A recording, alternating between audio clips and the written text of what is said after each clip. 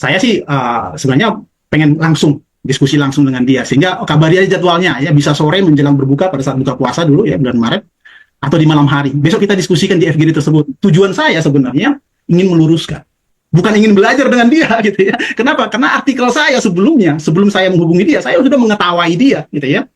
Artikel saya di josurutben.com judulnya benarkah ijazah Jokowi palsu. Anda di sana kan Anda sudah mungkin teman-teman di sini sudah membaca gitu ya, bagaimana saya menertawakan ya analisis prematurnya dia ya.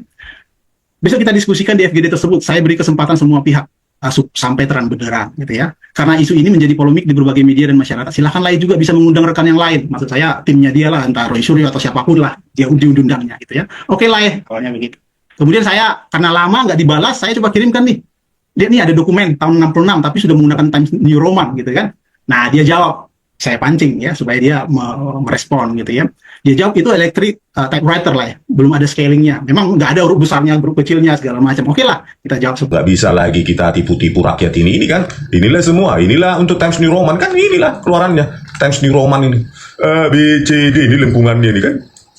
Pakai kurva Bezier ini lengkungan ini. Dan itu harus didukung oleh teknologi yang tepat juga. Kurva Bezier itu bisa diterapkan dengan resolusi PPI, kalau di monitor ya, pixel per inci itu yang tinggi. Kalau enggak lengkungan itu ya bergerigi kan. Nah, kalau untuk printer itu ya DPI.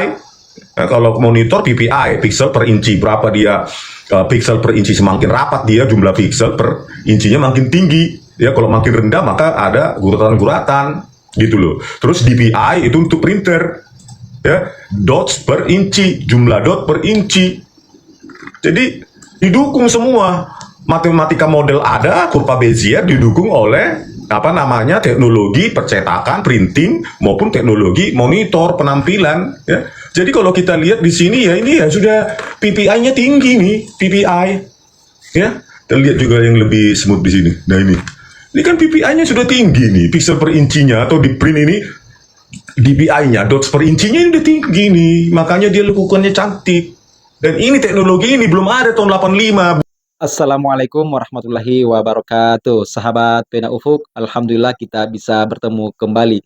Joshua Sinambela, ini seperti angin segar bagi para ternak Mulyono karena tiba-tiba muncul dan membangun narasi bahwa apa yang disampaikan oleh Bung Roy Suryo dan juga Bung Rismon Sianipar selama ini terkait dengan ijazah Pak Jokowi, yang bagi Bung Rismon dan juga Roy Suryo CS, ijazah Pak Jokowi dengan apa yang sudah beredar selama ini itu adalah palsu. Dan Joshua ini menjadi pembawa harapan besar ya sepertinya bagi para ternak Mulyono, karena ini langsung viral dan ternyata hanya isinya kosong, hanya membangun narasi seperti hanya ingin menonjolkan ego intelektualnya yang sebenarnya di mata Bung Rismon itu tidak ada apa-apanya. Nah, langsung kita dengarkan berikut ini. Sejak awal bulan Maret saya coba tunjukkan chattingan saya sama Rismon ya. Bentar saya biar kelihatan karena saya tunjukkan di background saya ya. Kelihatan ya. Nah, saya coba tunjukkan ya komunikasi saya dengan Rismon ya. Karena dia nggak hadir di sini ya, jadi mungkin supaya kelihatan faktanya lah. Tujuan saya apa sih sebenarnya ya. Pertama perkenalan ya, saya salam kenal, saya Joshua ya, orang lain dulu ya gitu ya, karena kita orang Batak jadi kita menghargai lah sama orang Batak gitu ya. Saya ingin berdiskusi sama Laya soal temuan Laya terkait ijazah Jokowi gitu ya. Oke Laya, nanti lagi jetir gitu ya. Utamakan kejujuran, karena kasihan deh ya alumni UGM yang lain nanti tercoreng. Kita lihatlah ini dia apa ini kan, inilah yang ditunjukkan oleh Dekan Fakultas UGM pada saat konvers, Sigit Sunarta kalau nggak salah. Nah, inilah skripsi yang berjudul Studi tentang Pola Konsumsi Kayu Lapis pada pemakaian akhir di Kota Madya Surakarta. Ini kan ibu lihat sendiri lah, ini kan format tahun 94 ya, 93-nya ada di Windows itu, Word itu.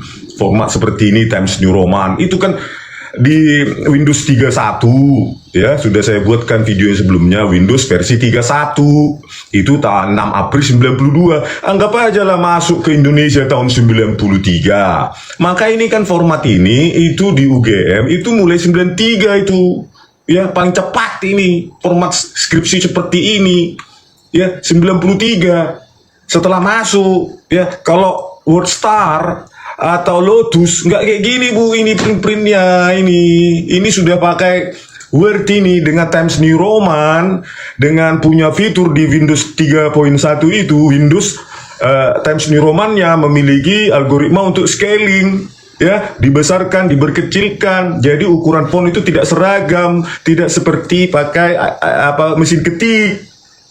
Ya, apalagi ya elektrik IBM aja, International Business Machine itu, IBM itu belum punya kapasitas untuk memperbesar atau memperkecil ukuran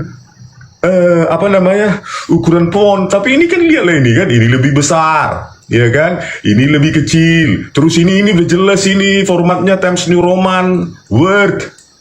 Nggak mungkin ini dari IBM ini. Apa memang benar Pak Joko Widodo dulu punya IBM elektrik itu, typewriter? Kan Ibu sendiri bilang, sedangkan ijazahnya aja tahun 1985 belum komputerisasi, masih tulisan tangan halus. Kan nggak mungkin lah ijazahnya aja tulisan tangan halus, skripsinya pakai komputer. Bagaimana ya Ibu Rektor ini? Udahlah, cukup lah Bu. Kita selesaikanlah sampai di sini kan. Joko Widodo udah nggak presiden lagi, nggak ada lagi ketakutan kita ya. Ini jelas ini komputer ya, dengan dengan tadi itu fitur bisa memperbesar, memperkecil ya, zooming, algoritma pembesaran, terus juga menggunakan kurva Bezier. Bezier itu model persamaan matematika untuk mempercantik lengkungan dari font-font itu dipakai dalam open type, koleksi open font ya, open font sama true font dari yang dikembangkan oleh Windows dan Adobe.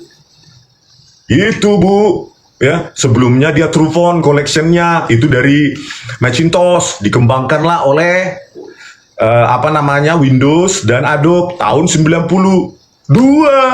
Windows 31 sebelumnya nggak ada ini Bu, gini secantik ini, pattern lengkungannya cantik begitu, gitu Bu. Aduh, ini sudah, masa Joko Widodo menulis skripsi tahun 93 atau 94 ke atas ya, padahal dia lulusnya wisudanya tahun 1985, 5 November. Itu bagaimana ini? Ini kan sudah, aduh jujur lah kita, ini format sejak tahun 93 ini di UGM ini format Word ini. Aduh, belum ada Bu mesin ketik kayak gini cantiknya, indahnya. IBM elektrik IBM itu typewriter itu nggak kayak gini Bu fontnya. Kita lihat lah. Coba nanti ini juga ini jelas ini boldnya ini Times New Roman ya, belum ada Times New Roman di digital Bu. Tahun berapa itu? Tahun 1985 ya. Ibu Rektor sendiri kan bilang ijazahnya saja tulisan tangan halus, bukan makhluk halus kan ya, tulisan tangan halus berarti manusia dengan keindahan tulisan, bukan tulisan tangan makhluk halus kan. Ini masa ini kalau ijazahnya saja tulisan tangan halus, maka skripsinya juga ya paling nggak pakai ketik manual itulah, tuk seperti orang yang sejamannya Joko Widodo tahun 85 ya. Skripsinya saya lihat kok skripsi waktu saya S1 itu di kakak-kakak angkatan ya, sebelum komputer itu belum jamak digunakan ya, semua skripsi pakai ketik manual itu, ketok baru salah tipex ya kan, begitu gitu. Kalau nggak ulang lagi, geret lagi kiri, tok ke kanan, geret lagi ke kiri, dan itu tidak rapi. Ini sudah software Bu, sudah aplikasi, sudah apps. Tulisannya ini pembimbing utama Yogyakarta Fakultas Kehutanan Gajah Mada Profesor Dr. Sunardi. Udahlah Bu, ini udah nggak benar lagi, janganlah dibenarkan yang salah ya. Ini juga begitu, ini lengkapnya ini kan. Joko Widodo satu ini, aduh, kalau kita lihat typewriter untuk elektrik IBM ya inilah fontnya begini, ketikannya ini begini. Itu pun asumsi kalau Joko Widodo memiliki mesin ketik IBM yang paling canggih saat itu, yang mungkin digunakan oleh Gubernur Bank Indonesia gubernur provinsi yang kaya, ya kan? Atau ya di kementerian, iya wajar. Tapi seorang mahasiswa masa sih punya elektrik IBM typewriter, mesin ketik IBM elektrik secantik ini, ya udah cantik begini pun tidak seindah software, ya output dari elektrik IBM typewriter itu tidak secantik ini. Coba lah ini, ya. Type Mark BP, inilah fontnya Code 025, begini dia, ramping, ya. Ini ramping, begini, inilah outputnya. Coba, kalau Joko Widodo mengaku dia pakai elektrik IBM typewriter atau pokoknya yang tercanggih zaman itu, tunjukkanlah dulu jenis apa, ya, merek apalah IBM-nya yang digunakan, kan? Inilah semua jenis type-nya. Ya, type M, type H3, inilah fontnya keluarannya. Ya, memang kelihatan masih mesin ketik. Inilah yang terbaik saya kira, Courier Type. Inilah dia. Ya, ini keluarannya IBM. Bandingkanlah dengan yang ini, coba ini. Ini kan sudah software ini. Paling masuk Indonesia Windows 31 dengan Times New Roman dengan fitur scaling besar kecil, ini kan lebih besar ini, lebih besar daripada yang ini, ya. Lebih besar dari 2 kali dari defaultnya. Itu hanya ada di Windows 3, mulai dari Windows 31 6 April 1992 itu, dengan scaling kayak gini dan pattern pelengkungan font itu menggunakan kurva Bezier. Udahlah Bu, nggak bisa lagi kita tipu-tipu rakyat ini kan. Inilah semua, inilah untuk Times New Roman, kan inilah keluarannya Times New Roman ini. B, C, D, ini lengkungannya ini kan. Pakai kurva Bezier ini di lengkungan ini, dan itu harus didukung oleh teknologi yang tepat juga. Kurva Bezier itu bisa diterapkan dengan resolusi PPI kalau di monitor, ya, pixel per inci itu yang tinggi. Kalau enggak lengkungan itu ya bergerigi kan. Nah, kalau untuk printer itu ya DPI.